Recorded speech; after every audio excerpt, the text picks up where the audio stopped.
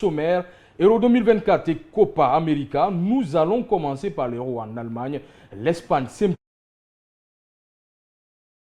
d'une seconde période bien plus ouverte que la première et remporte ce Euro 2024 après avoir gagné ses 7 rencontres malgré la blessure de Rodri en fin de première période. Toujours en Espagne, nouvelle pépite du football espagnol, Lamine Yamal a battu un nouveau record de précocité à l'occasion de la finale de l'Euro 2024. Un nouveau Messi voit-il le jour? C'est la question que nous allons poser à nos spécialistes. Et puis Kylian Mbappé a vu sa cote de popularité auprès des amateurs de foot tomber en flèche après son Euro 2024 manqué. Qu'est-ce qui s'est passé? L'autre question pour nos spécialistes. Et puis Copa América, l'Argentine a battu la Colombie 1-0 en prolongation lors de la finale de la Copa América 2024 et a ainsi été sacrée championne en finale du tournoi organisé par la Confédération sud-américaine de football CONMEBOL aux États-Unis. L'Argentine qui ne s'est inclinée que 2 fois lors des 60e derniers matchs et la Colombie qui n'a pas été battue en 28 matchs se sont affrontés. Le résumé dans quelques instants. Pour finir, retour de notre sponsor YellowBet, comme d'habitude. Gagnez des millions en vous abonnant sur le site de www.yellowbet.com.gn. Après, cliquez sur s'inscrire, puis introduisez votre numéro de téléphone. Ensuite, créez votre mot de passe, puis cliquez sur code promotionnel. Introduisez le code promo du jour d'Abompa, puis cochez les conditions générales. Cliquez ensuite sur inscrivez-vous maintenant. Introduisez le code de confirmation que vous recevrez en message dans la partie code. Puis cliquez sur terminer pour valider votre inscription. Et vous recevrez directement vos bonus de 50 000 francs dans votre compte. Tour d'Europe, c'est maintenant, juste après ce générique.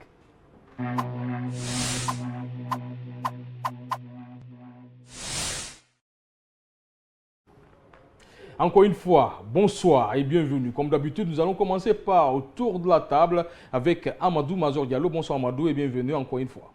Bonsoir Hassan et bonsoir à nos fidèles téléspectateurs qui sont en train de nous suivre en ce moment. La semaine a été chargée de football, on peut le dire. Après, il y aura World Sport le jeudi, mais il y a eu le Sili National U23 qui se prépare de l'autre côté. La Aurora est championne. Il y a aussi l'Albi Céleste de Lionel Messi qui est champion. Oui, il y a beaucoup de choses à grignoter dans le monde sportif, c'est extrêmement important. Nous, on a pris du plaisir et surtout les passionnés du Curon, on s'est beaucoup régalé avec du beau football, des trophées, des challenges. Ensuite, il y a eu beaucoup de découvertes lors de ces compétitions, des jeunes joueurs qui sont exprimés, d'autres ont terminé, presque qui sont en fin de carrière aussi, qui nous ont aussi impressionnés. C'est ça aussi la beauté du football. Et de l'autre côté, Passy Bangoua, l'homme de Koya avec sa veste incrustée des têtes de mort. Bonsoir, et bienvenue encore une fois. Très bien habillé, on peut le dire comme ça. Merci pour ces jugements d'appréciation. Bonsoir à tout le monde et bonsoir à ces millions de téléspectateurs et d'auditeurs. Je crois que c'est la fraîcheur qui nous oblige. Et ça donne beaucoup, hein, avec ce gros plan sur vous. Ouais, merci la beaucoup. petite veste et puis merci la tête Asano, incrustée et tout ça. Merci à Sano pour le cadrage et toute sa batterie. Et surtout la personne qui vous a habillé, c'est madame, hein, je crois. Ouais, madame, et avec la grande boutique côté centre-ville de Koya. Ah non, on ne fait pas de publicité gratuite. Non, je ne donne pas le nom. Je ne donne pas le nom. On ne fait pas de publicité gratuite, hein, on peut le dire comme ça. Et de l'autre côté, hein, Doudé qui est avec nous, on peut dire que c'est la 4e émission de Tour d'Europe pour vous. Vous vous êtes intégré, bonsoir et bienvenue. Oui, bonsoir mon frère Hassan, bonsoir Majeur, Passy et Yann, bonsoir à nos chers téléspectateurs. De notre côté justement, Yann, bonsoir, encore une fois. Très content de sourire et tout, bienvenue. Bonsoir Hassan et bonsoir à tous ceux qui nous suivent, bonsoir à tous les auditeurs d'ici et d'ailleurs. Voilà pourquoi on a jugé de vous donner un micro à vous. Encore une fois, bonsoir et bienvenue, je le redis, parce que le football nous attend en 2 champions. Nous allons commencer par l'Euro 2024 qui s'est déroulé en Allemagne. La Furia Roja a su conserver ses principes de jeu pour marquer 2 fois sur attaque placée et s'adjuger notamment le 4e championnat d'Europe de la sélection. Un record sur le vieux continent. L'Angleterre a pour sa part réagi bien trop tard à l'image de tout son tournoi et perd une nouvelle finale comme en 2021. On se posait la question, qui peut arrêter l'Espagne? Nous pouvons dire aujourd'hui qu'aucune équipe n'a pu rivaliser contre Carvajal et sa bande à Ben oui, hein, effectivement, on disait depuis l'entame de cette compétition, moi quand même je Je ne misais pas beaucoup sur l'Espagne parce qu'il y avait pas mal de jeunes joueurs et tout ça. Si, l'Espagne n'a jamais Voilà. Moi, quand même, très fort. exactement, je ne misais pas pour eux parce que moi, je me posais pas mal de questions. Est-ce que d'ici la fin de cette compétition, l'Espagne va continuer avec le même rythme, les mêmes allures, les mêmes intensités? Mais quand même, ils m'ont surpris, hein, surtout lors de ces demi-finales. J'ai vu cette formation espagnole avec des jeunes joueurs qui se sont mis à la tâche. Il y a quand même eu assez de concentration et surtout de lucidité. Moi, je peux dire ainsi, dans chaque rencontre, une équipe espagnole qui a complètement maîtrisé son adversaire. Donc, c'est la logique qu'on a vue dans cette compétition. Surtout, on met un accent particulier sur Yamal qui nous a beaucoup impressionné au Barça. Voilà, au Barça, ça faisait un débat sur le plan individuel concernant ce jeune joueur. Mais ce qui reste clair quand même sur le plan collectif, on a vu des joueurs qui ont été à la hauteur. Ils ont brillé devant l'Angleterre, même si, chose qui n'a pas été aisée, parce qu'il y avait des joueurs de qualité aussi avec l'Angleterre, il ne faut pas qu'on arrive à l'occulter. Ils ont fait leur mieux, mais arrêter la Roa cette fois-ci, voilà, on n'a vu personne. Hein, et voilà, ils ont mérité, ils ont remporté cette compétition, on leur souhaite bonne chance. La question reste fondamentale. Est-ce qu'on va voir la même génération qui va faire comme Xavi et Iniesta dans une phase finale en Coupe du Monde? Alors, Jean, la Roa est inarrêtable. Son popularité en d'Espagne, vous attendiez à ça? Il faut dire qu'on s'attendait à cela, c'est relèverait un peu de l'esprit footballistique, dire qu'on connaît tout à l'avance, mais non. Et c'est vrai que moi je m'attendais à ce que le jeu soit alléchant, comme ça l'a été. Je m'attendais à ce que l'équipe performe, mais prendre la coupe, pour moi ça a été un petit peu prématuré, du moment où ceux qui font bouger l'équipe étaient très jeunes, étaient des joueurs qui étaient dans l'apprentissage. Pour certains, c'était la première compétition internationale. Donc, c'était une surprise en ce sens. Mais il faut dire que le premier tour a laissé une très bonne image de cette équipe et ça augurait de très grandes choses. Et je m'étais aventuré à dire que entre l'Allemagne et l'Espagne, l'équipe qui passerait serait championne. Et parce que je me disais que c'était un peu un football qui se ressemblait, mais il y avait beaucoup plus de maturité du côté des Allemands.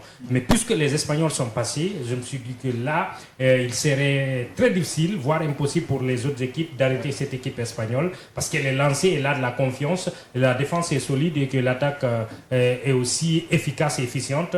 Et il faut dire qu'ils sont allés au bout, ils ont mérité et c'est la première équipe naturellement à gagner cette rencontre dans une compétition européenne. C'est la première dans l'histoire, constante, meilleure attaque, meilleure défense.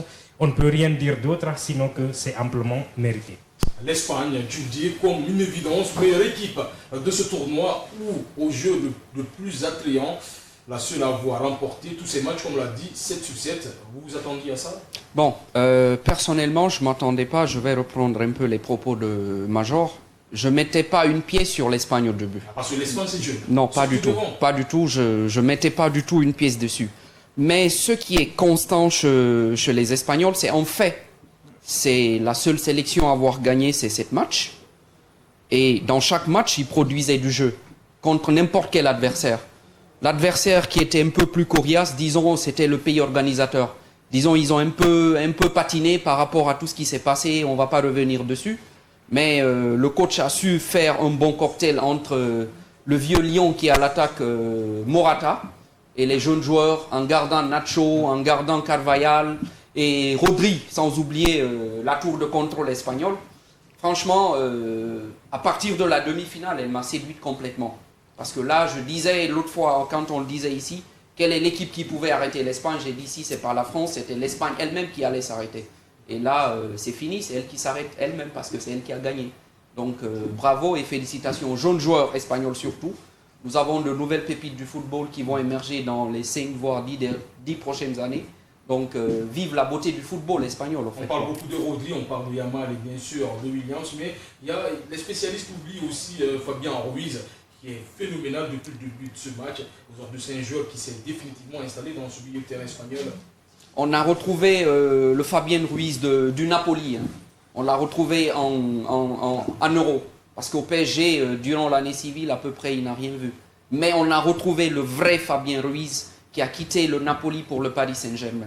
Ça, il a produit du jeu, il a pesé de tout son talent au milieu de terrain. Oui, moi, je dirais que la clé est venue pratiquement du fait que Fabien Ruiz s'est directement imposé et a su prendre les devants. Moi, j'avais peur de deux choses avec l'Espagne au début. La première, c'était qui allait remplacer Gavi au milieu de terrain, qui faisait le sale boulot, entre guillemets, au milieu de terrain. Tous les autres sont plus ou moins techniques, ils jouent bien au ballon, mais il n'y avait pas quelqu'un qui pouvait faire, entre guillemets, le sale boulot. Et là, le joueur du Paris Saint-Germain a su prendre cette position. Ma deuxième inquiétude, c'était au niveau des jeunes attaquants, qui étaient vraiment virevoltants, mais en termes d'efficacité, j'avais des doutes.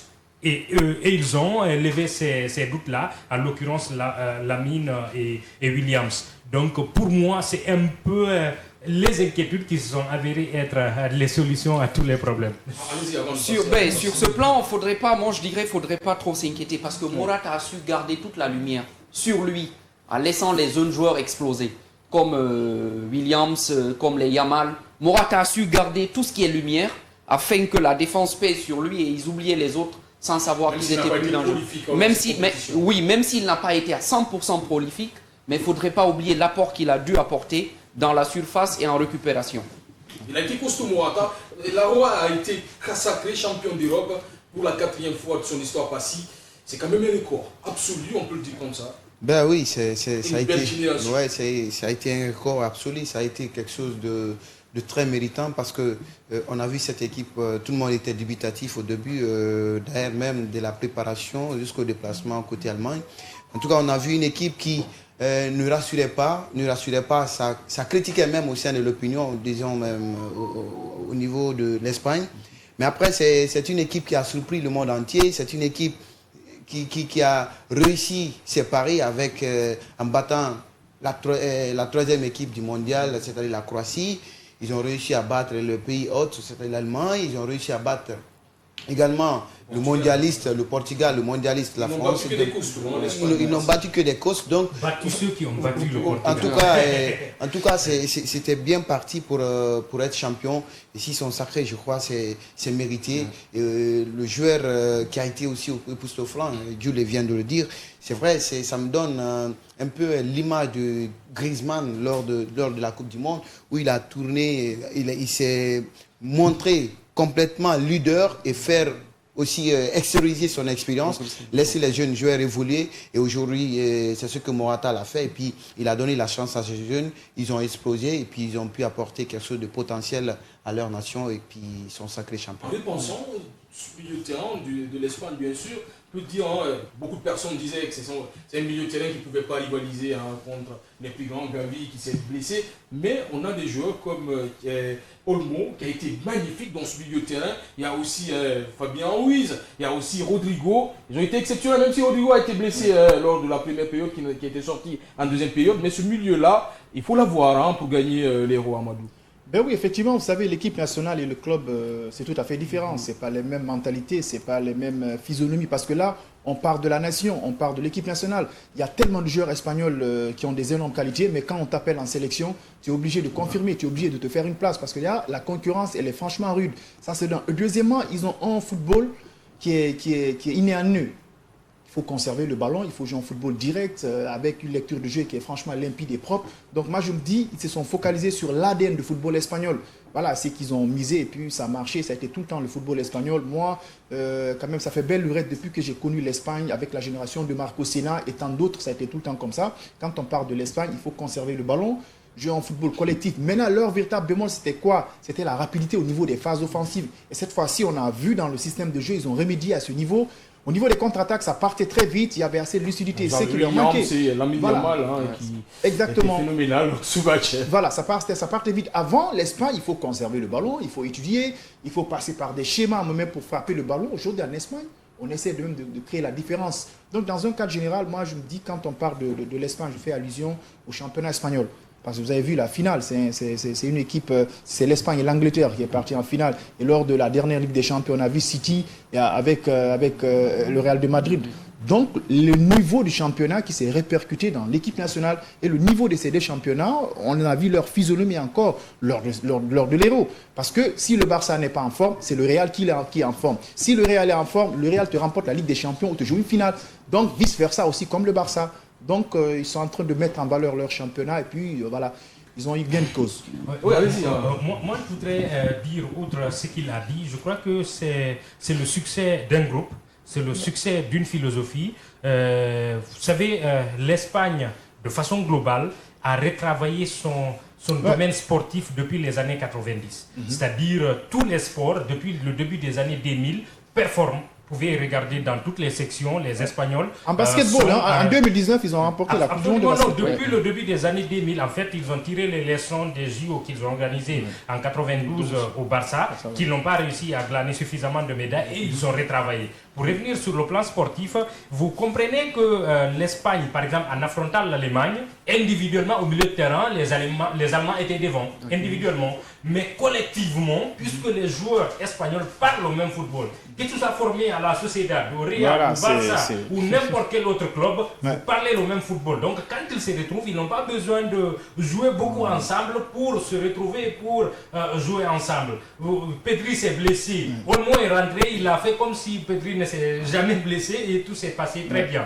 Hier, Morata est sorti, Oyarzabal est rentré, il a fait l'affaire comme il faut. Rodri est sorti, un autre est rentré et il a fait l'affaire comme il faut. Donc c'est un peu la victoire d'une philosophie, contrairement aux autres nations où il faut beaucoup jouer ensemble d'abord, retravailler et créer des automatismes. L'Espagne n'a pas du tout besoin. Ils sont espagnols, ils sont formés dans le même moule et ils jouent et ils communiquent dans le même football. Allez, on va prendre la défense. Allez-y d'abord avant de... Ce que je vais rajouter dessus, il ne faudrait pas oublier également l'apport du coach Luis de la Fuente, parce que je pense qu'il a été extrêmement malin. En venant à l'Euro, il s'attendait que les Espagnols ils jouent en football, petit paquet, défense, milieu de terrain, attaque. Mais je pense qu'il a su rediriger cela vers ses pistons. N'oublions pas que Lamine Yamal de l'autre côté, Nico Williams, ils explosaient. Disons, les adversaires sûrement les attendaient au milieu, voir la bataille du milieu, comme on le sait en football. Quand tu gagnes la bataille du milieu, tu es là. Mais ils oublient qu'ils avaient deux pistons qui étaient explosifs. Ça partait très vite. Ça partait extrêmement vite. Donc, les adversaires, disons, étaient un tout petit peu surpris. Parce que l'Espagne a abandonné le milieu de terrain. Si c'était bloqué, il passait par les pistons. Donc, il ne gardait pas le même football qu'il y a 2 ans. L'ADN, les gènes du football espagnol restent et resteront comme c'est. On va prendre aussi en défense passive avec Cucurella, pour moi, qui a été magnifique dans cette compétition. Et lors de la finale, il a beaucoup donné. C'est lui qui montait et créait le surnom. Il venait dans le milieu de terrain, il aidait. Il y a aussi le Normand qu'on n'attendait pas beaucoup dans cette équipe qui beaucoup ne connaissaient pas, mais qui est monté en puissance dans cette compétition. Il a dit Luis de la Fuente a pu quand même rediriger des jeunes footballeurs et leur donner leur chance. Et aujourd'hui, ils ont explosé. Cette défense pour vous, comment vous l'avez trouvé? C'est une défense qui a été très rassurante parce qu'on a vu le début de cette compétition et puis avec les adversaires qu'ils ont pu rencontrer, on aurait compris que l'Espagne allait prendre beaucoup de buts, mais c'est une défense qui est sereine, une défense dans laquelle on trouve une très bonne organisation défensive. Vous voyez l'animation qui est là, la compréhension. Vous voyez, souvent c'est la couverture ou c'est parfois la récupération. Au fait, on n'a pas réussi trop de déchets techniques au sein, parce qu'on ne peut pas dire que tout a été rose, il y a eu des soubresauts. Mais cette équipe espagnole, la défense, je crois, c'était en tout cas l'une des meilleures défenses comme ils ont été signifiés déjà lors de cette finale. À mon avis, je dis que c'est une défense, s'il continue comme cela, on va voir encore d'autres années à venir et qui va encore progresser. Surtout, on remercie l'entraîneur qui a concocté des jeunes joueurs, qui a concocté des joueurs qui voulaient se donner beaucoup à fond. Et puis l'envie était là, et puis la motivation, et vous avez vu ce que ça fait, de la défense au milieu de terrain, à l'attaque, tout a travaillé, en tout cas la mayonnaise a bien pris, on a vu l'adrénaline de cette équipe, l'ADN a bien été au rendez-vous, et puis ils sont champions avec, si on fait un retour sur le parcours de cette équipe. Ok, je voulais dire Amadou, il y avait aussi Carvajal, un vieux, Carvajal, champion d'Europe avec le Real Madrid, maintenant champion avec l'Espagne, il a été monstrueux, même s'il a failli en donner un but à Bellingham à la 62e minute. Oui, effectivement, on a vu une équipe espagnole qui est mixte, on peut le dire ainsi. Il y avait certes des jeunes joueurs, mais aussi derrière, il y avait des joueurs qui ont de la maturité. De l'expérience. Donc, c'est un coaching gagnant, je peux le dire ainsi. Il a d'abord travaillé sur le choix de ses joueurs. Et puis sur son schéma tactique, il a apporté des retouches. Il s'est adapté au football moderne. Vous savez, aujourd'hui, le football moderne, il faut aller très vite. Il faut jouer sur le temps et sur les espaces. Et surtout, être ponctuel au niveau des derniers gestes. Et puis, c'est ce qui les a manqués même en première mi-temps. C'est ce qui a fait que l'Espagne a été rattrapée parce qu'il pouvait quand même marquer. Il pouvait même plier cette rencontre dès la première explication. Donc moi, je me dis, c'est un footballeur qui a apporté beaucoup de choses sur le plan expérience. Que ce soit devant ou derrière, il a beaucoup donné jusqu'à la fin. Exactement. C'est ce que je dis. Parce que souvent, si vous avez remarqué dans mes interventions, je tergiverse beaucoup sur le championnat. Si le Barça n'est pas en forme, c'est le Real. Et puis, on arrive à soutirer quelques joueurs qui pourront apporter de l'expertise dans cette formation espagnole. Ça ne date pas d'aujourd'hui. Jean l'a rappelé, ils ont un vrai projet sportif qui est en train de leur servir de ramener un trophée. Ramener un trophée pour une nation, il ne s'agit pas de concocter les meilleurs joueurs. Non, il faut avoir un vrai projet sportif sur le plan administratif d'abord à la base, qui va se répercuter sur le terrain avec le projet qui est là. C'est comme on a vu aujourd'hui le Maroc qui est en train d'honorer le continent africain. Mais après la Coupe du Monde, ils ont tiré des leçons au niveau de la fédération. Ils ont injecté de l'argent avec un vrai projet sportif qui est à la base. Et puis ils sont en train de suivre ce projet à la lettre. Avec cette formation espagnole, il n'y a pas eu de hasard.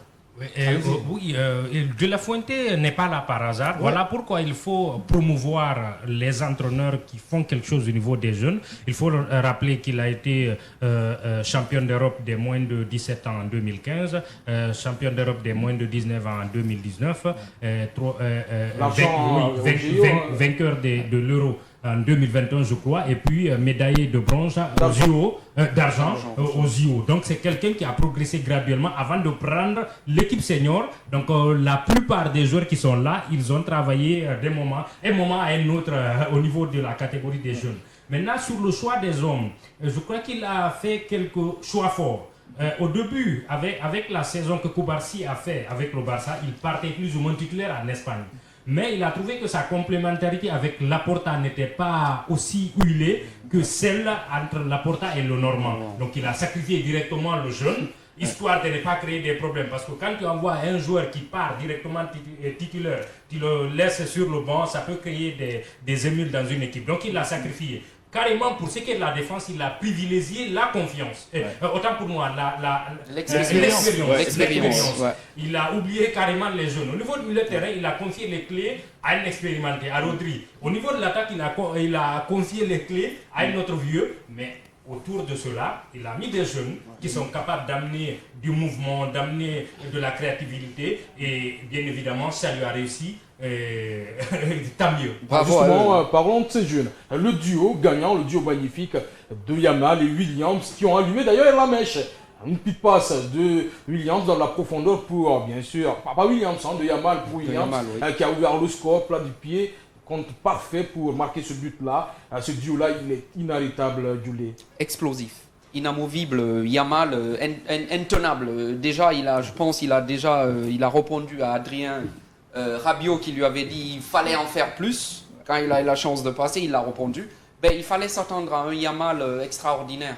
Moi, durant toute la saison, il a été toute la saison extrêmement régulier avec le Barça. Donc il faut voir ce qu'il a pu apporter. Et comme l'a dit Guian tout à l'heure, ils se sont basés sur une colonne vertébrale extrêmement solide.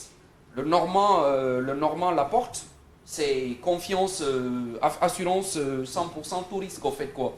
Au milieu de terrain, Rodri a pu prendre tout ce qui s'ensuit sur son dos, comme l'a fait Morata. Et comme je l'ai dit aussi, ils ont oublié les deux flèches qu'ils avaient. Parce que c'est une chance et c'est une grâce pour l'Espagne d'avoir Rodri et Yamal sur les côtés. Donc bravo à l'Espagne. Et avant de terminer, l'Espagne était venue prendre la coupe. L'Angleterre était venue jouer la finale. Voilà ce Ouais, que ça, je c'est comme entre le Barça. Exactement. Voilà, c'est comme On va parler de l'Angleterre dans Voilà. quelques secondes. Hein. Voilà, ça c'était comme la finale de la Ligue des Champions. La Dortmund Real Madrid. Voilà, Dortmund Real Madrid, mais on a La vu demi-finale City, les demi-finales. Real Hein. Madrid. Voilà, ça s'est quand même répercuté. Pour revenir à Yamal, je dirais que lui et Williams ont apporté de la variété au football espagnol. Sinon, ça joue très bien depuis des années, nous savons, mais ça manquait de variété, ça manquait de vitesse. Et ces deux-là ont envoyé ces deux choses-là et ça a créé toute la différence qu'on a vue. Pratiquement, avant l'Espagne ne marquait pas sur des contre-attaques, mais maintenant il suffit de laisser quelques espaces, ils peuvent te mettre un but rapidement. Et pour revenir à Yamal, je dirais, on ne dira pas assez, d'ailleurs on va l'oublier. Merci à Xavi d'avoir osé aligner un jeune de 15 ans dans le haut niveau dans un club comme le Barça. S'il n'avait pas été aligné il y a un an de cela, on n'aurait pas eu Yamal cette année dans cette compétition. Donc il progresse graduellement et 4 passes décisives dans un Euro, alors que le record c'est 7 passes décisives. On assiste là à la naissance d'une étoile. Ouais, vous savez, en Espagne, il y a la base. C'est comme ce qu'on vient de dire. Vous savez, c'est parce que Yamal d'abord a confirmé à sa catégorie, dans sa catégorie, c'est pour cela qu'ils l'ont ramené. C'est pas n'importe qui va venir jouer dans cette formation des Blaugrana. Mais lui, contrairement peut-être à d'autres, il a brisé pratiquement toutes les étapes. Oui, c'est parce qu'on a vu. Au lieu de jouer avec les U13, 12, il est passé directement U15. Ensuite, à 15 ans, il est passé dans les U18. C'est très rapide. C'est parce qu'il a des potentialités qu'il est en train de briser. Ça fait, on ne lui brise pas les étapes parce qu'on connaît Paul ou Pierre. Il faut confirmer, c'est parce que tu as un talent, c'est les connaisseurs du football. Voilà. Et puis, c'était le cas encore de Alex Moriba, qui avait eu ses opportunités, mais malheureusement, il n'a pas pu saisir ses chances. Il était pressé. C'est comme ça le football, quand on est patient. Kouassi, voilà, qui a tenu le Paris Saint-Germain aller-retour. Voilà. Dans cette finale, Passy, on a beaucoup plus vu Williams, on peut le dire comme ça, dans le front de l'attaque, qui a été phénoménal. Lamine Yamal était là, mais on a beaucoup plus vu Williams. Oui, c'est un autre monstre sur la ligne d'attaque de cette équipe espagnole. Nico Williams, c'est quoi? En fait, l'entraîneur, je ne sait pas comment il a pu dénicher et trouver cette paire-là pour pouvoir vraiment alimenter la ligne d'attaque. En tout cas, au fait, je me demandais comment est-ce qu'il a pu trouver. Oui, quand même. Je sais qu'il a appris, mais au côté, est-ce qu'il a beaucoup plus aidé encore au fait, des raisons qui lui ont permis, il faut être un entraîneur bien averti sur des situations, connaissant la qualité de ces deux jeunes, connaissant ce qu'il en est. On sait que Lamine Yamal est fraîchement... En fait, il n'a même pas joué beaucoup de matchs au sein du Barça. Et comment se fait-il, on peut lui confier la ligne d'attaque de toute une nation pour pouvoir faire mal et être convaincant. Et de l'autre côté, je crois, Nico Williams, il a été toujours bon en club, aussi en équipe nationale. Je crois et c'est une autre révélation de cette compétition qui a fait mal. Et actuellement, les clubs courent derrière pour pouvoir enregistrer. Surtout le Barça. Je trouve, je trouve déjà, les gens commencent à flinguer la tête, je crois. Ça va être bon. Ils s'animent. Ce jeune. En tout cas, ils ont émerveillé le monde, ils ont animé cette compétition. Surtout quand il s'agit de l'Espagne. Vous voyez que c'est une ligne d'attaque qui bouge, qui provoque et puis qui est rapide. Alors, on va maintenant parler de l'Angleterre, des Anglais qui s'inclinent en finale de l'Euro pour la deuxième fois d'affilée. Amadou, c'est une déception vu l'effectif qu'ils ont, l'Angleterre. Bon, c'est par ailleurs, quand on est anglais, on va dire c'est une déception, entre guillemets, mais le football aujourd'hui, c'est comme ça se travaille. Vous voyez aujourd'hui le niveau du championnat anglais, c'est aussi important, ça progresse, mais le football qu'on est en train de pratiquer en Angleterre, c'est trop spectaculaire. Mais moi, je me dis, il n'y a pas un fond de jeu qui est capable de progresser dans une compétition. Vous savez, les clubs, un championnat n'a rien à voir. Une compétition comme par exemple la Coupe du Monde, une compétition intercontinentale, ça n'a rien à voir. Le championnat a des phases aller et retour. Quand tu arrives à faire des faux pas lors du phase aller, match retour, tu peux te rattraper. Le football anglais, ça joue très vite. Mais il n'y a pas de sérénité, on ne se calme pas, on a envie de vite faire les choses. Et quand on rencontre une équipe qui est comme cette formation espagnole, qui est là à réduire les espaces à l'adversaire, c'est ce qu'ils ont fait à cette formation anglaise. On les a complètement réduit les espaces. Quand un Anglais, dès qu'il a le ballon, il voit deux joueurs espagnols devant lui, il n'a pas le temps de jouer au niveau des longues passes. Donc il faut que d'abord l'Angleterre arrive à avoir un entraîneur qui est fort tactiquement Et puis, c'est extrêmement important parce qu'à un certain niveau de la compétition, il y a la place des entraîneurs. Hier, lors de cette finale, c'est les entraîneurs qui ont pu créer la différence. C'est comme le cas de l'Allemagne. L'Allemagne, à un certain moment, ils avaient des bons joueurs, mais les finales, ça passait à côté parce qu'ils n'avaient pas un bon entraîneur. C'est comme l'Argentine aussi. L'Argentine, à un certain moment, ils avaient des très bons joueurs, hein, des Saviola et tant d'autres, mais ils avaient du mal à prendre une coupe parce que les derniers carrés, sur le plan tactique, l'équipe n'était pas là. Alors, allez-y. En fait, pour moi, c'est la plus grosse déception de cette compétition. C'est le meilleur effectif de la compétition. C'est indiscutable. Sur toutes les lignes, ils sont bien lotis. Ils peuvent aligner deux bonnes équipes qui peuvent rivaliser carrément avec toutes les équipes qui ont participé à cette compétition. Et le fait d'être en finale n'était pas suffisant pour un tel effectif, surtout avec un tel fond de jeu. Ils ont un fond de jeu pauvre et minimaliste. C'est-à-dire, je peux comprendre par exemple qu'un entraîneur demande à ce qu'on défende, mais qu'on défende bien et qu'on ressorte bien les ballons. Les joueurs qui sont là ont l'habitude de défendre, ont l'habitude d'attaquer, ils peuvent mieux sortir le ballon. Ils ont été, à chaque fois qu'ils ont voulu bien jouer, ils le font. Lorsqu'ils ont été menés hier, ils ont joué, ils ont égalisé. À partir du moment où ils ont égalisé, ils se sont recroquevillés encore devant leur but. Donc pour moi, c'est une déception totale de cette compétition. Maintenant, et pour revenir à la tactique, il faut dire que l'Angleterre, c'est vrai que c'est le championnat le plus relevé, le plus disputé, etc. Mais tactiquement, ils sont en retard. C'est-à-dire, ils n'ont pas un football homogène dans le championnat. Tous les clubs ne jouent pas le même football comme en Espagne. Les centres de formation n'ont pas la même philosophie comme en Espagne, par exemple. Et pour revenir à la tactique, tu peux voir un 5e de la Liga, Séville, aller battre le premier et le deuxième d'Angleterre, tactiquement, avec moins de joueurs forts. Alors qu'en Angleterre, tu peux trouver des joueurs de 100 millions, 200 millions qui ne peuvent pas te faire ça en Espagne. Donc, je crois que ils doivent revoir carrément le fondement de jeu. Tactiquement, ils sont en retard par rapport à l'Espagne ou à d'autres pays. Alors, qu'est-ce qui n'a pas marché? C'est quand même une équipe qui a un effectif d'enfer. Harry Kane, Saka, Foden, Bellingham, Rice, Stones, Walker, pour ne citer que ceci. C'est quand même monstrueux. Bon, pour moi, c'est pas une surprise, hein, parce que je l'avais dit ici que tout ce qui arrive à l'Angleterre, il faudrait demander à Southgate qu'est-ce qui se passe. Ouais, franchement, il faut demander à Southgate, il faut demander... Non, moi j'en viens au fait. J'en viens au fait.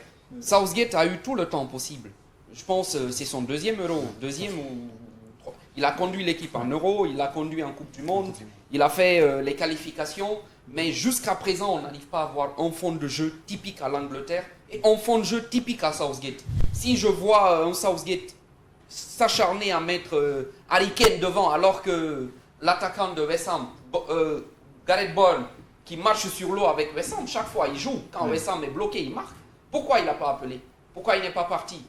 Tout ce qui arrive à l'Angleterre. Watkins est aussi un très bon joueur. Oui, exactement. Watkins. En fait, je n'arrive pas à comprendre comment Southgate arrive à concocter ces classements. Parce que je n'arrive pas à voir un fond de jeu propre et clair. C'est pour cela, lors de la dernière sortie de Rooney, il n'a pas loupé. Il n'a pas loupé. En plus, en ne loupant pas, il a accusé, comme on le dit, l'Angleterre n'a pas un fond de jeu. Il a accusé Pep Guardiola à tout ce qui arrive actuellement à l'Angleterre qu'il en est responsable. Mais oui, c'est beau de le dire. Mais pourquoi ne pas dire à Southgate d'un peu élever le niveau? Un tout petit peu. Moi, je ne suis pas surpris que l'Angleterre prenne une douche froide avec l'Espagne. Parce que je l'avais dit ici lors de la précédente émission, que Southgate, il a trop duré avec l'Angleterre. Il faut changer. Il faut changer pour qu'il sorte les joueurs qui ont de la crème sous les pieds. Mais malheureusement, on n'arrive pas à voir avec lui. Alors, Passy, vous êtes d'accord avec Julie? Oui, l'Angleterre, en tout cas, on a tous été au bain de cet effectif parce qu'on a tendance à comprendre qu'en termes d'effectifs, c'est bien loti en termes d'effectifs. Au fait, il n'y a pas une équipe aussi plus lotie que cette équipe d'Angleterre. Mais au final, ça a été une déception, comme Jean l'a dit, parce qu'on a on a vu des talents, on a vu des gros morceaux qui ont l'habitude de jouer des grandes compétitions, qui ont l'habitude de jouer des grands derbies.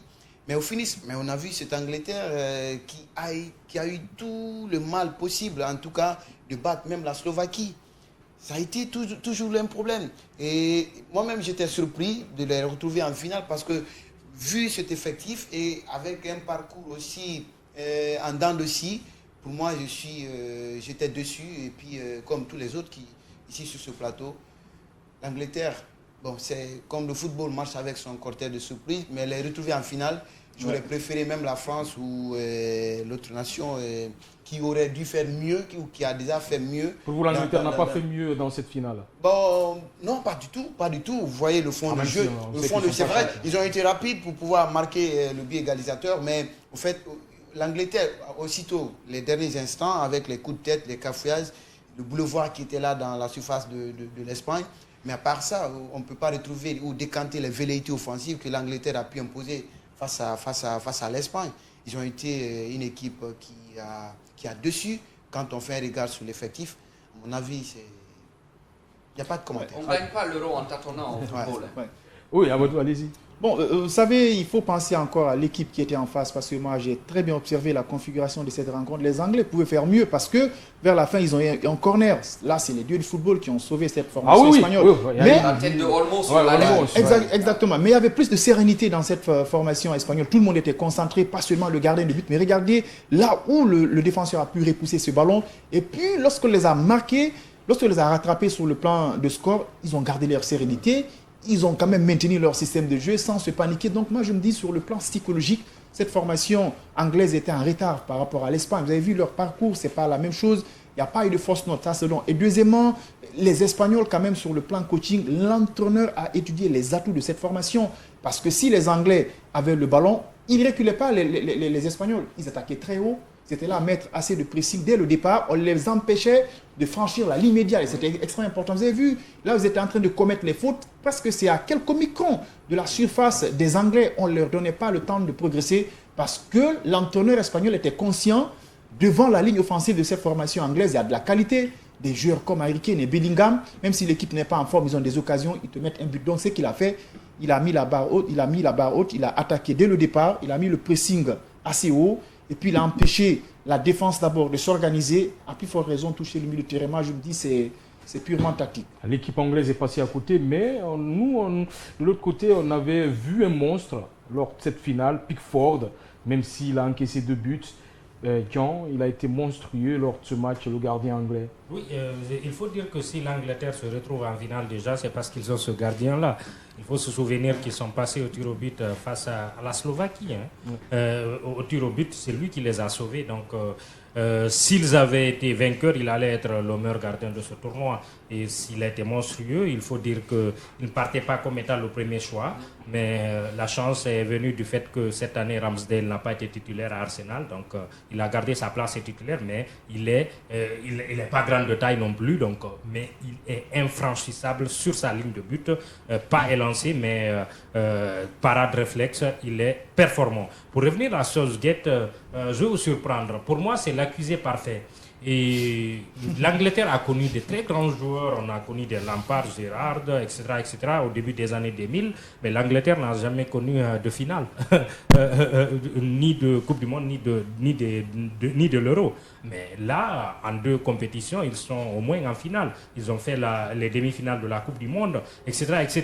Et pour moi, ils doivent repenser carrément leur philosophie de football. En fait, vous savez, les entraîneurs sont tributaires du fonctionnement de leur championnat et de la philosophie appliquée. C'est-à-dire, dans cette équipe d'Angleterre, il n'est pas du tout facile d'imposer un seul système parce qu'il y a plusieurs systèmes de jeu dans lesquels les joueurs sont initiés dans les différents clubs.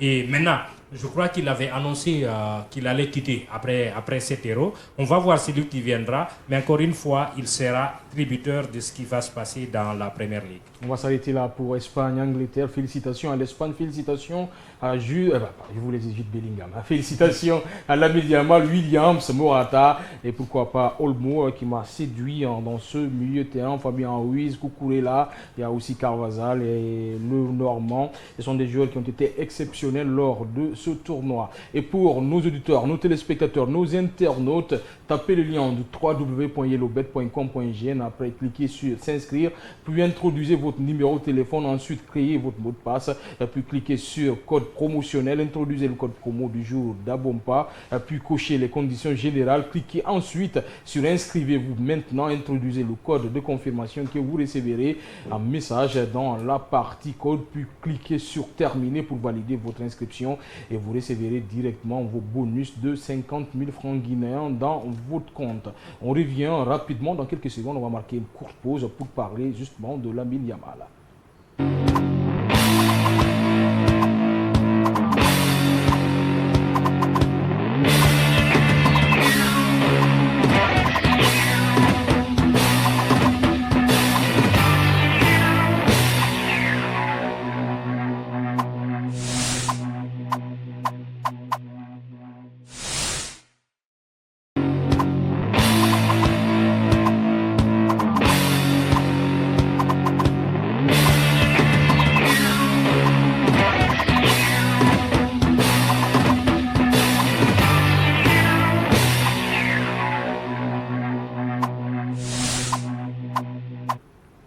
De retour sur ce plateau, on va rester en Espagne. Lamine Yamal n'en finit plus de faire tomber les records de précocité titulaire pour la finale de l'Euro 2024 entre l'Espagne et l'Angleterre ce dimanche soir à Berlin. La pépite du FC Barcelone est devenue le plus jeune joueur de l'histoire à prendre part à une finale d'un Euro ou d'une Coupe du Monde. Alors, monsieur, je vous pose la question, parce qu'il faut poser cette question. Est-ce qu'on est en train de voir un autre Messi exploser? Pourquoi tu hésites? Non, mais je te regarde parce que... Non, et moi je ne dirais pas jusque-là. En fait, tous les joueurs qui ont été comparés très rapidement à Léo n'ont pas fait long feu. Et tellement que j'aime le jeune génie, et je ne voudrais pas qu'il se compare. Je ne voudrais pas déjà, d'ailleurs, qu'on le compare à Léo. Il a des qualité indéniable à 16 ans et c'est précoce, plus précoce que même Messi. Mais encore une fois, une carrière est longue, il y a beaucoup de choses à faire, il y a beaucoup d'étapes à passer. Mais encore une fois, ce qu'il réalise en une saison, pour un jeune de 16 ans, 17 ans depuis samedi dernier... Il gagne avec le Barça 1 million d'euros par mois. Oui, mais son salaire sera rehaussé automatiquement lorsqu'il aura la majorité. C'est comme ça que le contrat a été ficelé, parce qu'il y a des clauses aussi pour ce qui est des mineurs en termes de salaire. Maintenant, et pour revenir à Yamal, il a tout pour devenir un très grand joueur, devenir l'un des meilleurs, mais encore une fois, très loin d'être comparé à Messi. Même dans les qualités de jeu, pour moi, ce n'est pas la même chose. Il est plus fait-follet, plus dévoreur d'espace que Messi l'était. Messi, il peut trouver qu'il y a 3 défenseurs, il y a de l'espace, il rentre entre les 3 défenseurs. Ce n'est pas la même chose, mais il a un talent indéniable. Il est sur une pente ascendante. La même question pour vous, Major. Bon, moi je me dis, c'est un Messi, mais il n'est pas comme Messi d'abord, parce qu'il faut faire la part des choses, c'est extrêmement important. Ce jeune joueur, moi je me dis, il est très bien parti. Il a eu ce qui lui manquait, c'est être à l'aise psychologiquement, parce que quand tu es attendu, quand il y a eu beaucoup de médiatisation sur toi et que tu n'arrives pas à créer la différence, il y aura forcément une pression, il y aura assez de complexe sur le joueur. C'est ce qui lui fatiguait. Mais je pense qu'aujourd'hui, les cotes ont monté psychologiquement, il a la tête sur les épaules. Là, il va faire ce qu'il est capable de faire. Il est franchement libre maintenant, il n'y a plus de pression derrière ce joueur. Moi, je me dis, il est dans un bon registre. D'abord, à l'âge là, tu deviens champion d'Espagne. Forcément, tu vas viser là où Messi est ou Cristiano Ronaldo. Et puis, tu es avec le Barça qui est en phase de reconstruction, qui n'a pas d'abord un véritable leader. Moi, je me dis, il est quand même un Messi. Je peux le dire ainsi quand je dis Messi en tant que leader. Parce que dans cette compétition, moi, je me dis, la star, c'est lui. En tant que jeune joueur, il a remporté cette compétition et puis il a participé encore dans les matchs. Voilà, il ne faut pas encore l'occulter. Il n'a pas joué quand même en second plan. Ce garçon, il est parti, moi je me dis, il peut faire comme Messi ou plus que Messi même.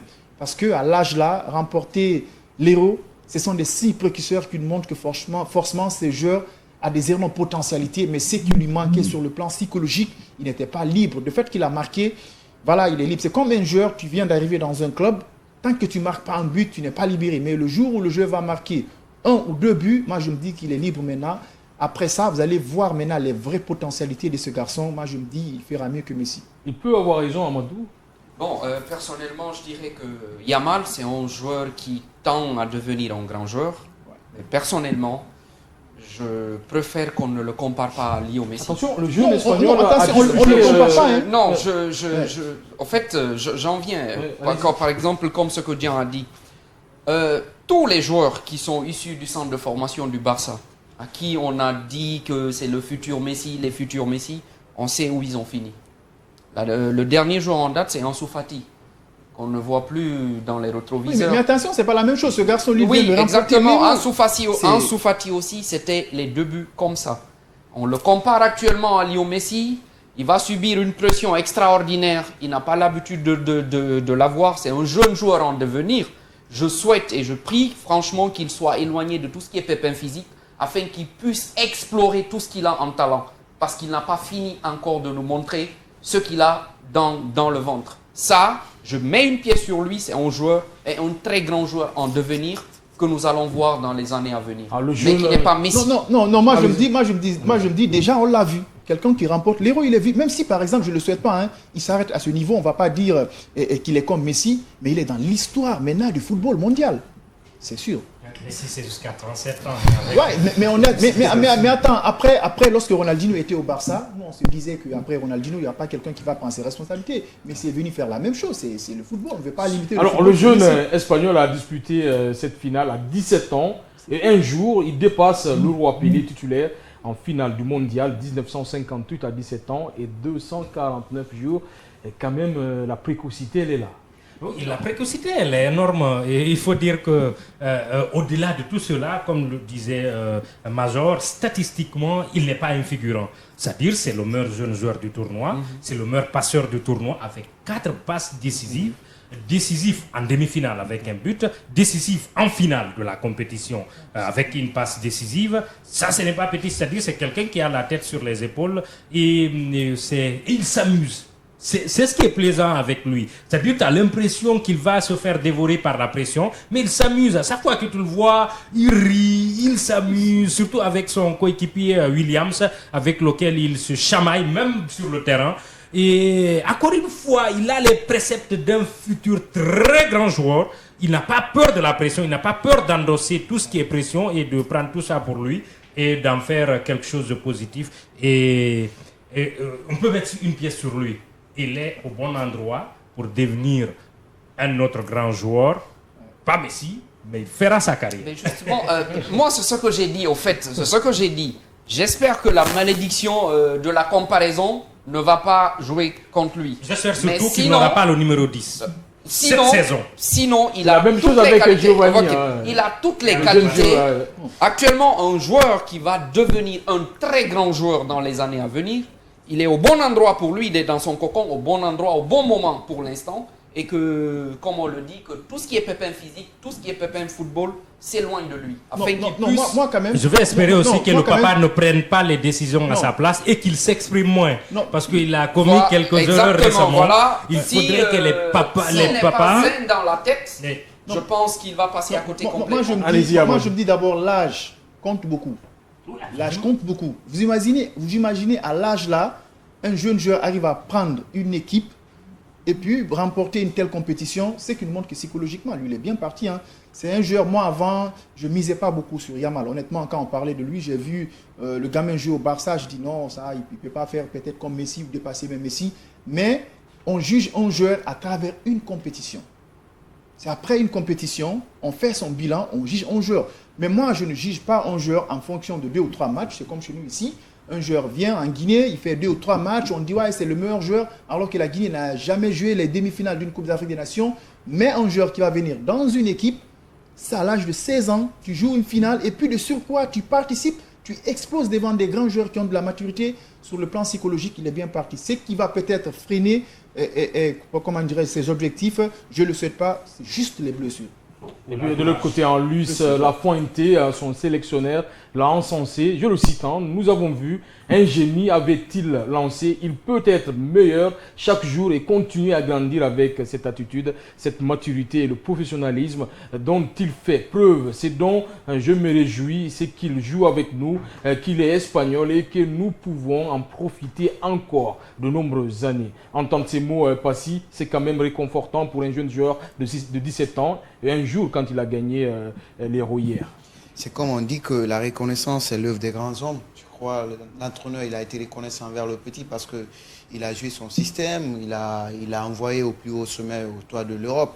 Et je crois, jusqu'à ce que le type, aujourd'hui, les gens, c'est vrai, les gens ont des rêves et puis ils vont le pousser à se comparer trop aux grands ou à ses prédécesseurs, mais les qualités sont différentes. Et puis, le comparer à Messi, je crois, Jean l'a brossé tout à l'heure, il y a une différence aussi totale, qu'on ne peut vraiment pas imaginer que Lamine Yamal, malgré ses qualités, malgré ses potentialités, malgré son intelligence, mais encore une fois, il est incomparable à Lionel Messi. Messi qui a gagné son tout premier ballon d'or aussi à 19 ans, si je ne raconte pas de bêtises. Yamal peut le gagner à 17 ans. Oui, Yamal peut le faire, mais c'est les textes qui ont été aussi favorables. Si Messi avait bénéficié les textes d'enregistrement en pro, c'est-à-dire à l'âge mineur, Messi aurait dû gagner. Ça, c'est déjà enterré. Oui, c'est déjà enterré. On n'est pas là-bas maintenant. Il faut stopper ces spéculations. Non, ce n'est pas des spéculations. C'est fait. Il a gagné l'Euro à 17 ans. Personne ne l'a fait. C'est quand même un record. C'est fou, c'est qu'il réussit.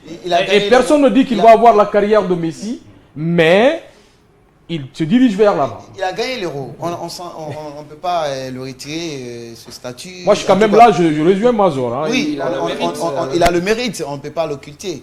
Au-delà de ça, il continue à travailler. Il doit continuer à travailler. Il ne faudrait pas que les gens... Sans oublier, il a commencé l'Euro à 16 ans. Oui, je sais. À 16 ans, il a eu 17 ans hier. Et un jour. Je suis d'accord, mais encore une fois, le fait de le rêver trop, de le faire rêver aussi à se comparer à des grands, c'est de le détruire encore par conséquent. Parce que là c'est encore le mettre dans un travail où peut-être les nerfs ne sont pas prêts pour l'adapter. Moi, je pense que le Barça, maintenant, a su comment gérer les jeunes joueurs. Il doit se mettre beaucoup d'erreurs, mais cette fois-ci... Pour moi, l'inquiétude par rapport à sa progression peut se trouver à seulement deux niveaux. Quel rôle son père va s'assigner? C'est-à-dire... un père protecteur comme le papa de Léo, ou encore un père fracassant comme celui de Neymar, ou encore un peu celui d'Ansu Fati, celui qui dit tout ce qu'il pense, alors qu'il y a un peu le droit de réserve, il faut protéger son joueur. Donc il faudrait que c'est à ce niveau. Et ensuite, sur le côté des pépins physiques, s'ils évitent ces deux niveaux, il a tout pour grandir. C'est-à-dire, malgré toute cette pression, tu le vois, il s'amuse. C'est-à-dire, il n'est pas omnibulé par une quelconque pression, il fait son jeu. Il n'est pas, c'est-à-dire, pour d'autres, au début du tournoi, il avait 16 ans, c'était un record si je marquais tout. Non, il n'est pas omnibulé par le but. Il fait son jeu. Il cherche à donner la passe quand ça demande une passe. Il cherche à marquer quand ça demande cela. Et il cherche à dribbler quand ça demande aussi à dribbler. C'est quelqu'un de très tranquille. On dirait qu'il n'a pas 17 ans maintenant. Vous savez, c'est ce que les gens n'ont pas compris. Yamal n'est pas Mbappé. Voilà, Mbappé, il est venu dans la bouche, on lui comparait à tel grand joueur, mais lui, il est venu, il s'est affirmé, il a confirmé Yamal. Même si Yamal arrête aujourd'hui le football, ça reste quand même indéniable. Il a battu le record. Un jeune joueur comme ça, à l'âge de 16 ans, tu remportes l'Euro, en même temps, tu confirmes, c'est autre chose. Même si aujourd'hui, il s'arrête ici, ou bien il arrive à partir à dents de scie, il a mis quand même ses empreintes. On ne le compare pas à Messi, mais... ce qu'il a fait comme prouesse, on va lui comparer dans l'avenir pour être comme les grands joueurs. On ne le compare pas, ce n'est pas le même style de jeu, ce n'est pas le même profil, ce n'est pas pour le moment les mêmes preuves. Il a juste remporté l'Euro à l'âge de 16 ans, il a bien joué. C'est des signes précurseurs qui montrent que quand même qu'il est en train de suivre les pas d'un Messi ou d'un Cristiano Ronaldo. Allez-y, on peut. Deux choses que je voulais rajouter aussi sur Yamal. Côté état civil, on dit qu'il est extrêmement jeune. Mais côté football, je trouve qu'il est mûr. Il est mûr, il est mature, il sait prendre un tout petit peu... Côté football, c'est un Zidane. Hein? Ouais, il est extrêmement mature côté football. Mais comme l'a dit Gant, j'ose espérer que les comparaisons ne vont pas jouer sur lui. Alors, nos parieurs, vous pouvez taper sur le lien de www.yelobet.com.gn. Après, cliquez sur s'inscrire, puis introduisez votre numéro de téléphone. Ensuite, créez votre mot de passe, puis cliquez sur code promotionnel. Introduisez le code promo du jour d'Abompa, puis cochez les conditions générales. Cliquez ensuite sur inscrivez-vous maintenant et introduisez le code de confirmation confirmation que vous recevrez un message dans la partie code, puis cliquez sur terminer pour valider votre inscription et vous recevrez directement vos bonus de 50 000 francs guinéens dans votre compte. Dans quelques secondes, nous allons recevoir notre invité, Monsieur So, pour notre sponsor YellowBet. On va marquer une courte pause juste pour changer le fond. On revient pour parler, bien sûr, de Kylian Mbappé et de YellowBet.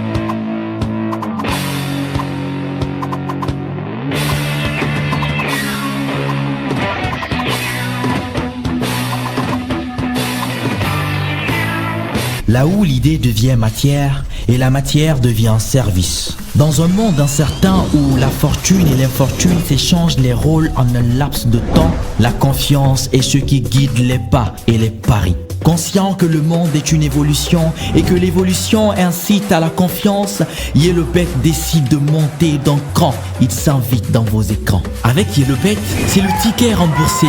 C'est aussi les jackpots, sans oublier le casino, le pari sportif en vrai miel. Et la cerise sur le gâteau, c'est le commis qui réchauffe le cœur et les poches. Le service client mis en place aurait bien pu clamer que votre volonté soit faite, que vos paris vous soient faciles et que vos gains pour la première fois tout de suite après vous parviennent dans vos smartphones. C'est cette nouveauté qui est venue changer la vie du pari, conquérir le cœur des parieurs. Par ailleurs, les années passant, la confiance demeure et grandit. Notre YellowBet grandit aussi avec elle. Elle fait grandir d'autres gens à travers tout le pays qui perçoivent leurs gains sans souci aucun. YellowBet ambitionne de relever le pari de l'innovation et du choix premier des Guinéens. Porter le flambeau et s'autoriser de bons rapports avec les autorités. L'histoire s'écrit à l'encre de la volonté et l'avenir appartient à ceux qui rêvent en YellowBet.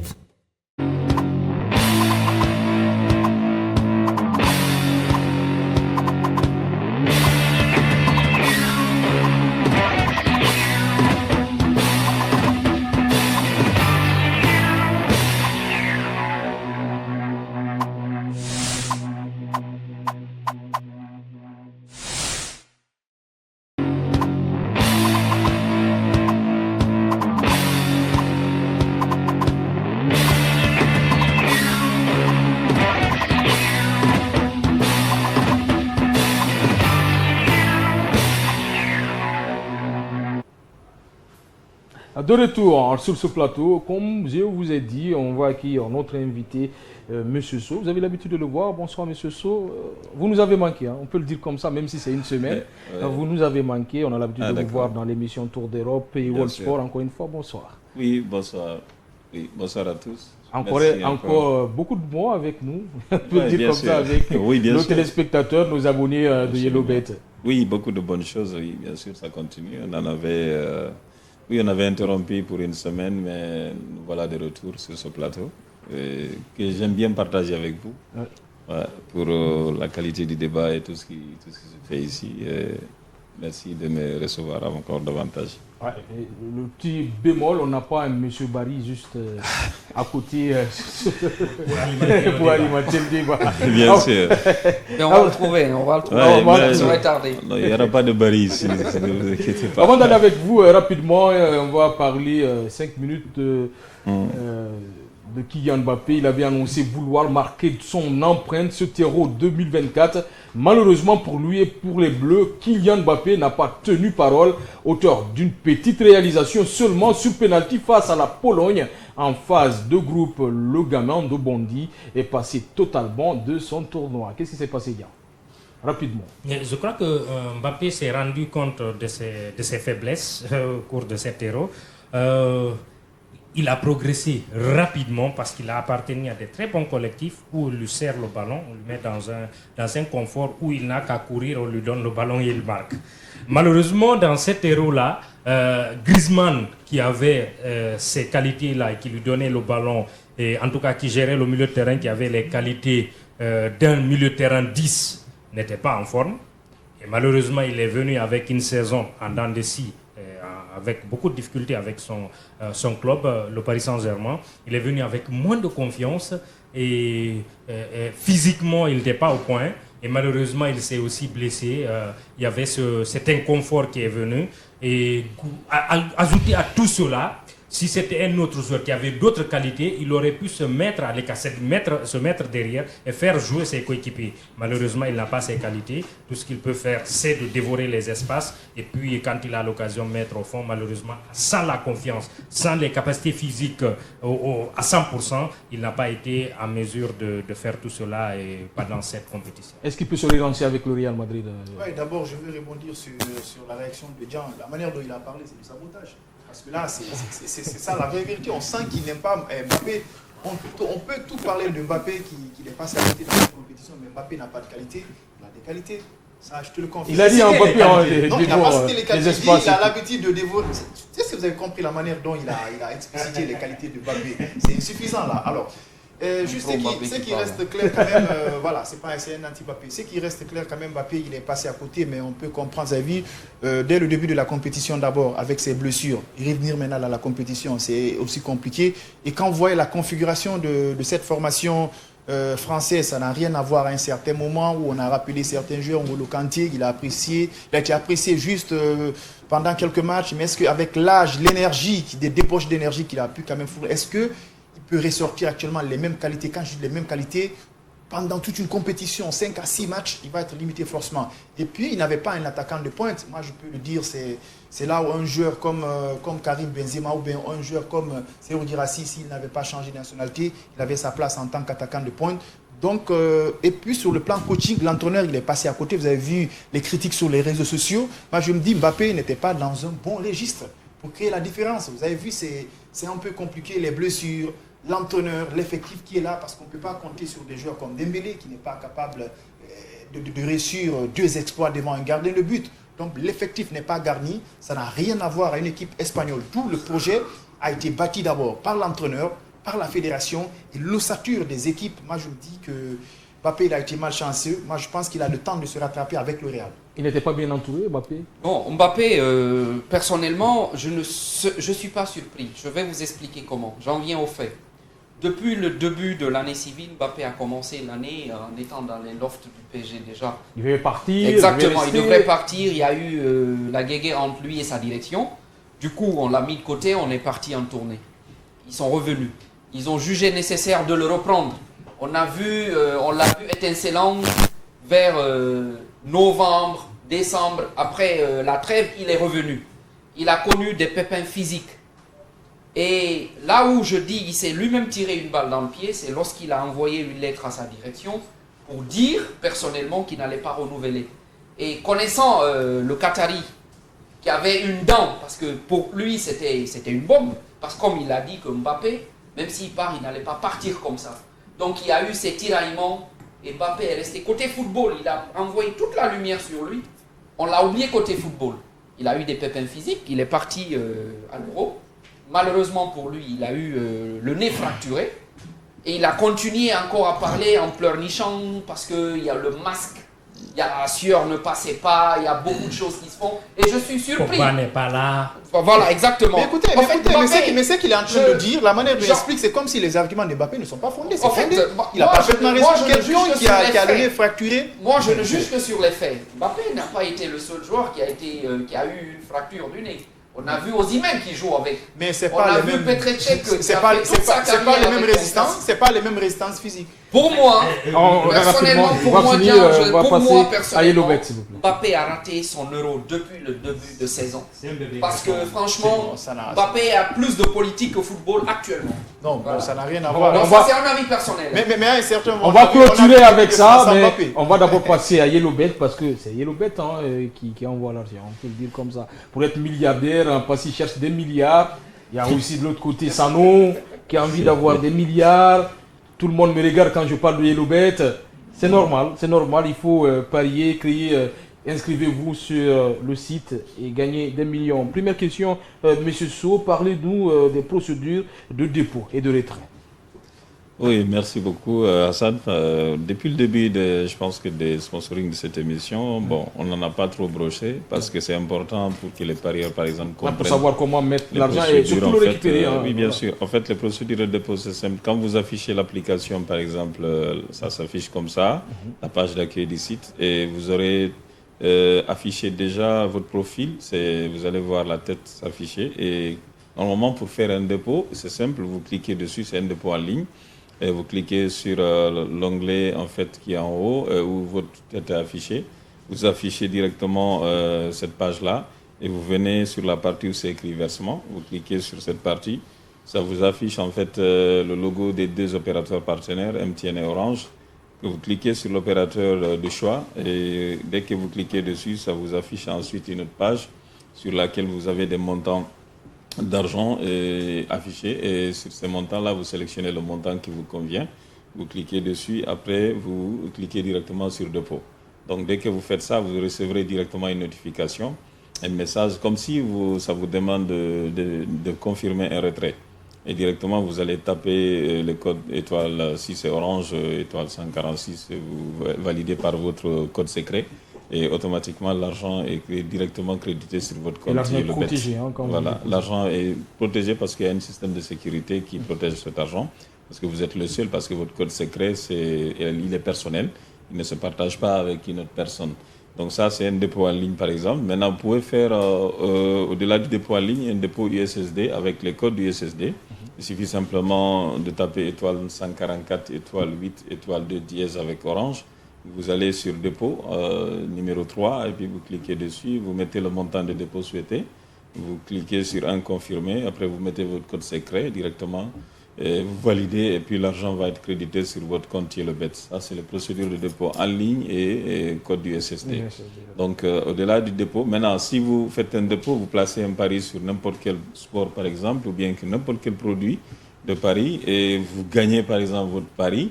Et le pari est gagnant, l'argent va être directement crédité sur votre compte TieleBet.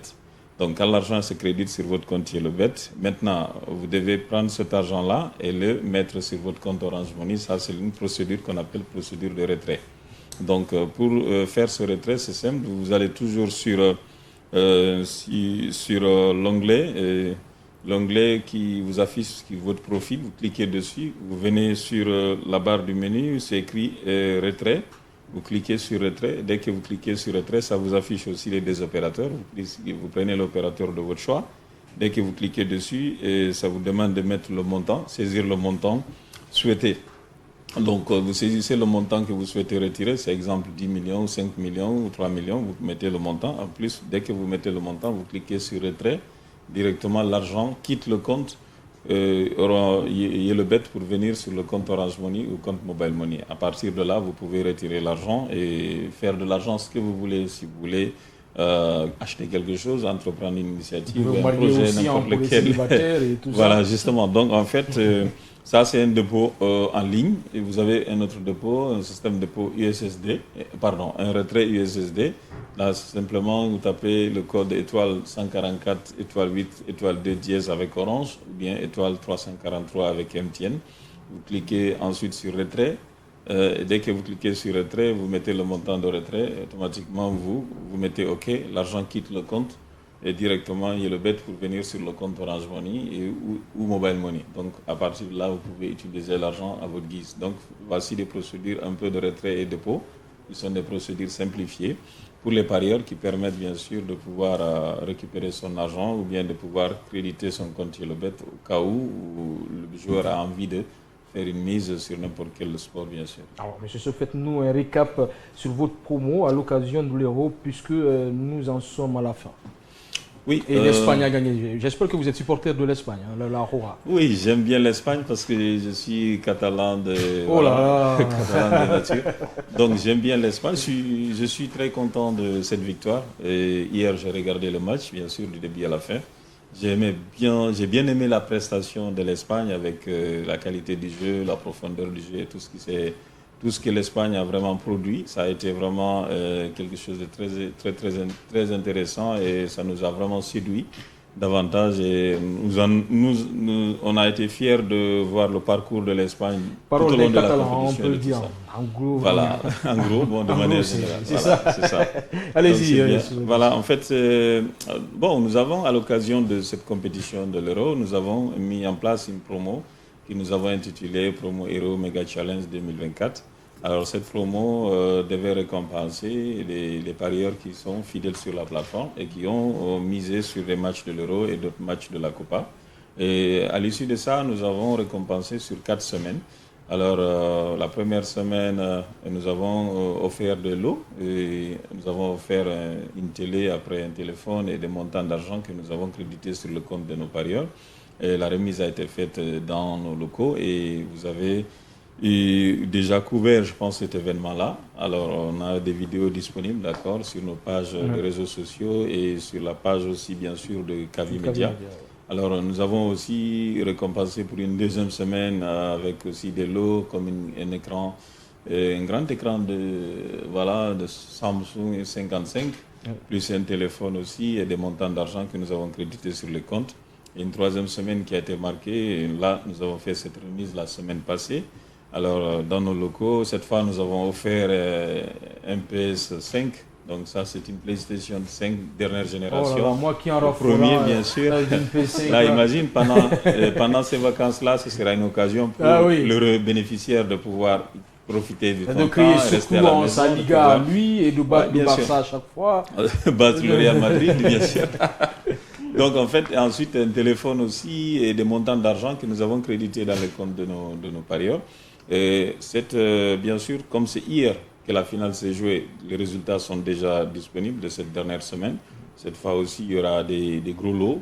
Alors, le premier lot, c'est un téléphone, comme vous imaginez, Samsung Fold et S21 qui va être donné au premier. Donc, c'est des téléphones qui est extrêmement cher. Et vous avez un autre téléphone aussi à 15 qui va être offert et des montants d'argent crédités sur les comptes des autres en fonction de leur classement et des free bets. Donc tout ceci sera couronné, n'est-ce pas, par ce reportage qui a été fait. Et c'est vous dire que au cours, l'expérience qu'on a eue, c'est que les parieurs, on a identifié en eux une véritable joie, d'accord, et un contentement. Ça a été partagé partout et par tous les parieurs qui sont venus récupérer ces lots-là. On a senti qu'on a vraiment impacté leur quotidien et ça fait que leur famille et tout leur entourage va bénéficier de ce qu'on a partagé avec eux. Au-delà des gains potentiels quotidiens qu'ils gagnent, on offre aussi des cadeaux, des gadgets et tout ce qui s'ensuit. Donc, bref, ce qu'on peut tirer de là, c'est vraiment, ça a été une fierté pour nous d'avoir offert tout ceci à nos heureux parieurs pour récompenser leur fidélité sur la plateforme. D'accord, c'est la plateforme de Hilobet et tant d'autres. Nous allons faire une petite pause du football. On en a parlé depuis le début de ce sponsoring. On va faire une petite pause à part le sport. Parlez-nous d'autres produits de Hilobet. Parce qu'il existe, il y a d'autres produits que Hilobet offre à ses clients. Oui, bien sûr, au-delà du sport, foot, basket, tennis, boxe et MMA et tout ce que vous savez, c'est des sports qui sont disponibles sur la plateforme de Hilobet. Nous avons d'autres produits qui soient, par exemple, le casino. C'est un produit aussi qui est très utilisé. Et d'ailleurs, en cette période de break sport, généralement, c'est le produit phare. Il aime beaucoup Mazor. Voilà, c'est le produit phare de Hilobet. Et maintenant, dans ce produit du casino, nous en avons une panoplie de produits du casino, à savoir, par exemple, le jeu Aviator. C'est ce petit avion. Il m'en a parlé même avant de vous connaître, le jeu Aviator. Il m'a dit, Hassan, installe ce jeu, tu peux te faire 2 millions avec. J'ai dit, ok, je vais le faire. Bien sûr, c'est un jeu instantané. À chaque instant, chaque seconde, chaque minute, le jeu en fait se déroule. Et le parieur n'a qu'à seulement faire une mise avant que l'avion ne commence à décoller et retirer son gain avant que l'avion ne s'écrase. Donc en fait, c'est une mécanique comme ça. Maintenant, ça peut durer une dizaine ou une vingtaine de minutes sans que ça ne s'écrase. Parfois, c'est 1 seconde, 2 secondes. Ça dépend, d'accord, du temps que ça va prendre. Maintenant, vous devez être vigilant à cliquer sur retirer vos gains avant que l'avion ne s'écrase. Ça, c'est la mécanique du jeu Aviator. Avant de passer, on dirait qu'il a une question. Bien sûr. Ou pas? Bon, oui, c'est quelque chose qui va m'intéresser, mais je vais voir majeur. Parce que Non, les jeux d'avion sont passionnants. Sano aussi est un adepte, il en connaît quelque chose. Bien sûr. Oui, je l'ai vu à plusieurs Il y a des professionnels ici, hein, allez-y. Oui, bien sûr. En fait, au-delà maintenant de ce jeu aviateur, vous avez des jeux comme le Scratch Card, par exemple, c'est un jeu de cartes de grattage. Vous achetez une carte qui vous coûte simplement sur la plateforme 2000 francs. Vous la grattez, vous devez trouver 3 symboles identiques. Les symboles, c'est des montants d'argent. Donc là, vous avez 9 symboles sur la carte. Et dès que vous la grattez, si les symboles, par exemple, vous avez les 3 symboles identiques, c'est des montants, par exemple, de 100 000, 100 000, 100 000 qui s'affichent 3 fois. Donc ça veut dire que vous avez l'équivalent de l'unité de ce montant qui est directement crédité sur votre compte. Ça veut dire que vous avez gagné. Donc si les symboles identiques, vous avez un montant de 10 millions qui s'affiche 3 fois, l'équivalent de l'unité de ce montant de 10 millions qui va directement être crédité sur votre compte. Donc ça aussi, c'est un jeu instantané qui est disponible sur la plateforme, sur la partie où c'est écrit casino. Vous cliquez dessus, vous allez voir Scratch Card. Vous cliquez dessus, vous jouez et puis vous achetez les cartes au fur et à mesure. Donc ça se fait à chaque instant et puis ça vous permet de gagner davantage.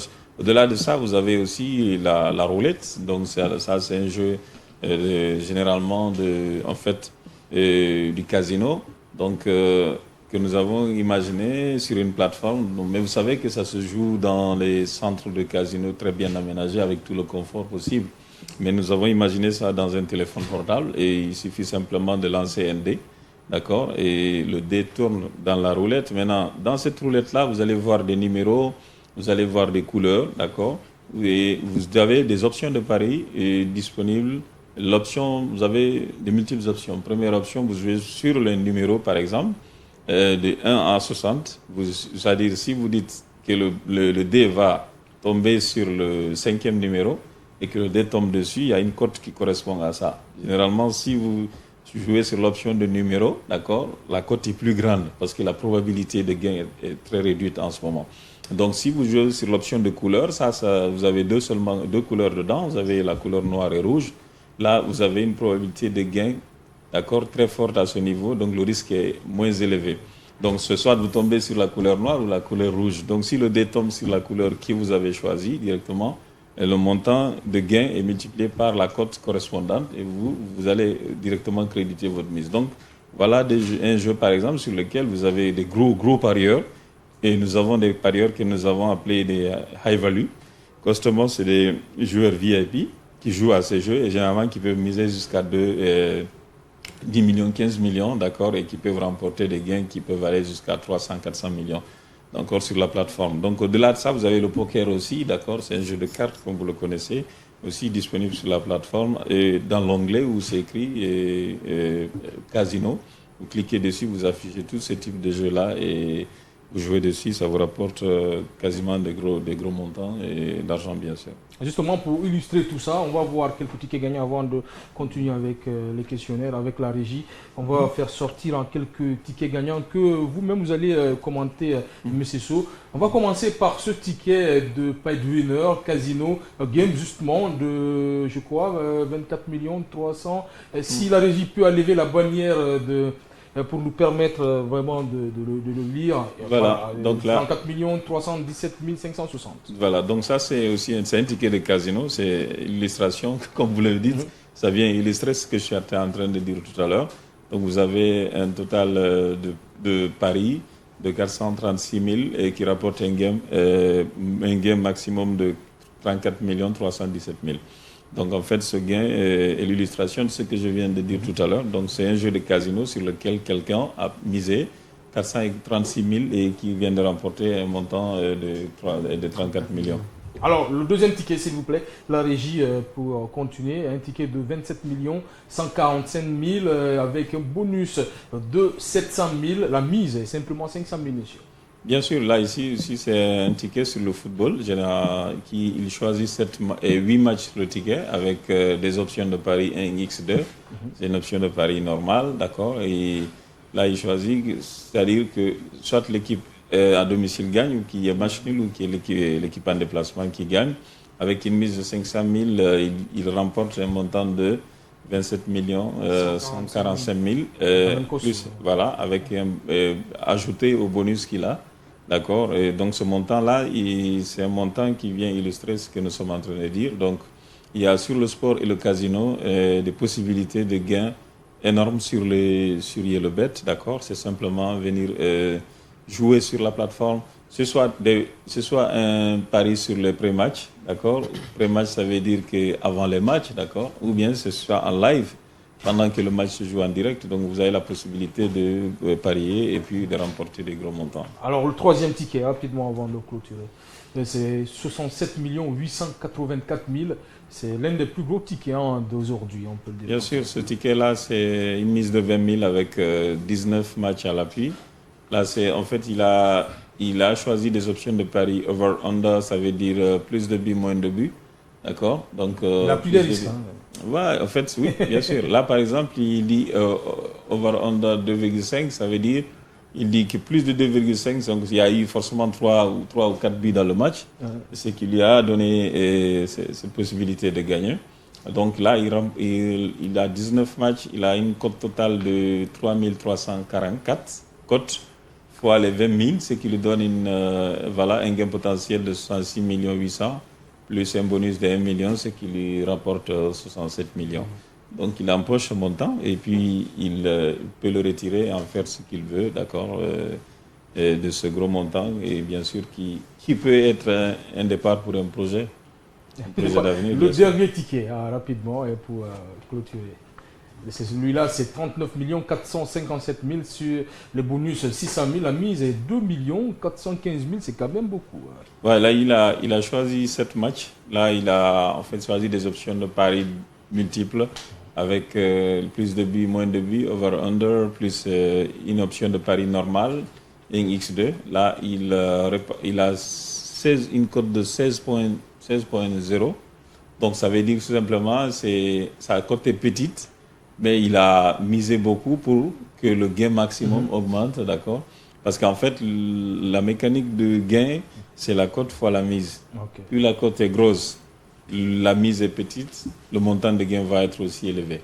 Donc si la cote est petite, il faut forcément grossir la mise pour que le gain aussi puisse être élevé comme tu le souhaites. Donc voilà un peu une mécanique qu'il a utilisée pour remporter ce montant de 30 et quelques millions, bien sûr. Merci, M. Sow, d'avoir été avec nous. On se retrouve le jeudi. Merci beaucoup. Et c'est un plaisir de partager, comme je l'ai dit, ce plateau. Et je vous souhaite bonne début de semaine. Merci, Amadou. Et merci. Rapidement, votre carton avant de terminer. Cette fois-ci, moi, je donne carton vert à Lamine Yamal, qui m'a quand même surpris parce que ça, aujourd'hui, le football, quand on arrive, voilà, à dire qu'il y a trop de promos sur toi, tu arrives à créer la différence. Moi, quand même, je le donne carton vert. Je donne encore carton vert à l'équipe nationale guinéenne qui doit démarrer les Jeux Olympiques. Ça fait beaucoup de cartons. Ouais, bien sûr, 2 cartons verts. On doit démarrer les Jeux Olympiques, si je ne me trompe pas, si j'ai bonne mémoire, le 22. Je souhaite bonne chance à Kabadiora avec l'équipe. Je l'ai, votre carton. Merci, avant d'abord, votre carton. Carton vert à l'équipe espagnole et carton vert également à Luis de la Fuente, qui a été énorme. À l'ami de Dieng et Southgate. À Southgate, il a, en tout cas moi, il a mon carton rouge. Votre carton. Donc moi je vais aller plus haut. Et carton vert à tous qui ont pensé la politique sportive de l'Espagne à la fin des années 90, qui nous permet aujourd'hui, par exemple dans le football, d'être la nation d'Europe en termes de compétition, en termes d'Europe. Carton vert à YellowBet, carton vert à la régie, carton vert à nos cadreurs, carton vert aussi à la rédaction sportive qui m'a aidé à préparer le jeudi pour l'émission World Sport avec Amadou Major Diallo. Bonsoir.